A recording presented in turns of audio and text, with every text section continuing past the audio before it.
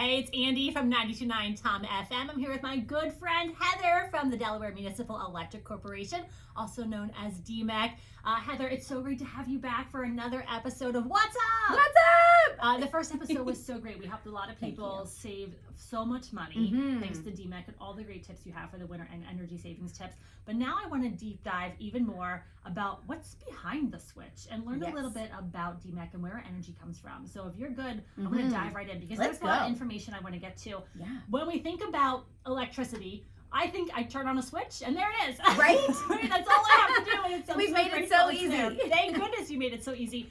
But before the light switch ever gets turned on, there's a lot that has to happen on your end so that I get my electricity. Can you tell us a little bit about that? Yes. So we're going to go all the way back to where it starts, which is energy generation. So when we talk about our power supply and our assets, we're talking about these generators that can bring energy. They create the energy, whether it's solar, wind, natural gas, nuclear. There's all sorts of types of energy generation out there.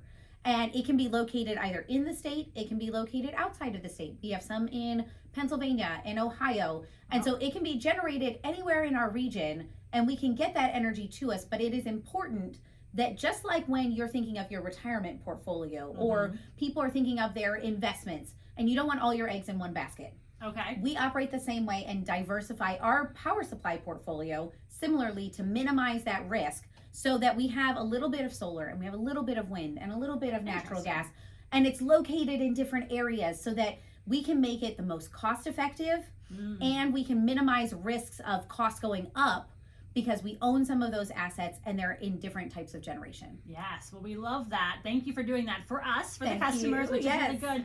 So now that we know how you're getting all of that, how do you get it to us? Like, how does it get here? Right. So I don't know if you love a good road trip, but my family, we drive all over the place. And so when we go on those long road trips, my kids and I've got little kids, and you want to try to get them off the screens. Sure. And, so when they're not sleeping and they're like, Mom, I'm bored. When are we going to get there? Are we almost there? Right. You can create a game that those giant transmission lines look like those big robots. I don't know if you've seen them along the highway. What are they? Yes. Do you actually know what they are? They are transmission lines. And so they are going to move energy across the region, across states, and within our state. And so that's why you see it pretty much as you're driving in any state you're going to, you're going to see some of these really big towering power lines.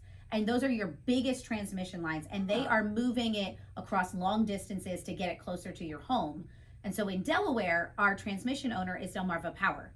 And you might be thinking, Heather, I thought you guys were DMEC. Yeah. How does this work? Now I'm getting confused. Right. So they own the lines and those poles and wires, but we pay for the power that moves through them. Oh. And every utility is going to be paying for their customers to be able to utilize those bigger lines to get them closer to your home where your local distribution utility steps in.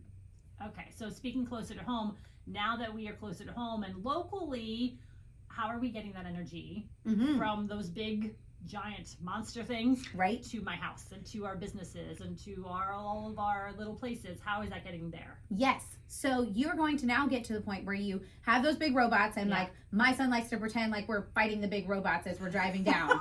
But then eventually you get closer into town, wherever it is you're going, and you see more wooden poles that are maybe a little bit smaller power lines and poles that are along, your main streets and your downtowns. That is when your local distribution utility is stepping in.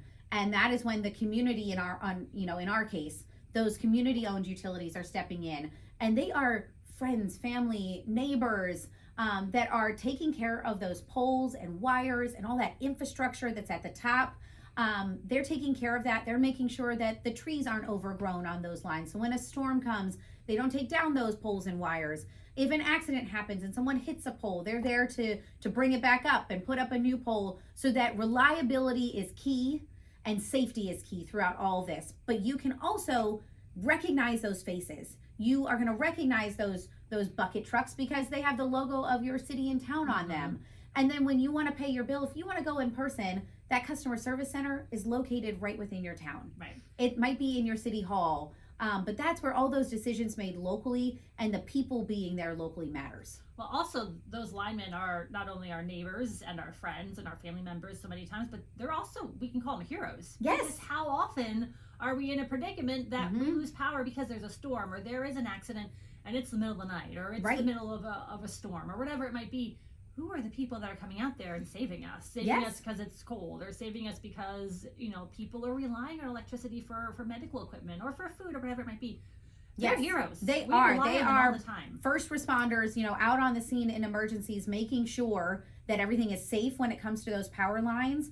But also they're leaving their family and friends so that when that storm happens, the snow comes in extreme heat, they're out there operating on very dangerous lines to make sure that when you flip your switch, it comes on. Right. Back to me flipping that switch and Right? there's electricity. How does it get there? Well, there was a lot of steps for it to get to me just flicking a switch and being grateful that there's electricity. It's Yes, incredible. and we are so grateful for all that they do. Mhm. And we benefit so much from being in a country that we have easy access to electricity, because it really does support public health, and it helps make sure that we have warm homes in the wintertime and all of those things. And so we are so grateful to our line crews and our member communities who are out there working 24/7 to make sure that this all happens. And Heather, I'm so grateful that you were here once again to break it down for us and to tell us here on episode 2 of What's Up, all the information that we need to know. Heather is from DMAC, and I'm so appreciative that you were here. Thank you so much. DMAC is powered by partnership, leading with purpose, and thank you for listening and joining us once again.